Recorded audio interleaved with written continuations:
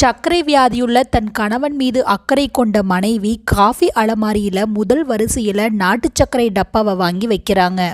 தன் கணவனிடம் நீங்கள் ஒவ்வொரு முறையும் காஃபி போடும்போது முதல் வரிசையில் இருக்கிற நாட்டு சர்க்கரையை பயன்படுத்துங்க, மூன்றாவது வரிசையில் இருக்கிற வெள்ளை சர்க்கரை எனக்குரியதுன்னு சொல்லி வைக்கிறாங்க.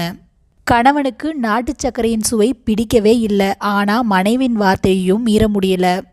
ஒரு நாள் அலுவலகத்துக்கு நேரமான மனைவி தனக்கான காஃபியை தயாரிச்சுட்டு முதல் வரிசையில் வெள்ளை சர்க்கரை டப்பாவை மறந்தாப்பில் வச்சுட்டு போயிடுறாங்க. இப்போ காஃபி தயாரிக்க வந்த கணவனுக்கு ஒரே மகிழ்ச்சி. மனைவியோட வார்த்தையை மீற தேவையில்லை. முதல் வரிசையில் இருக்கிறதோ வெள்ளை சர்க்கரை. தன் ஆசையும் நிறைவேறிடுச்சுன்னு ரொம்ப சந்தோஷமா இருக்க, மறுநாள் சர்க்கரையின் அளவு தாறுமாறாக ஏறிடுது.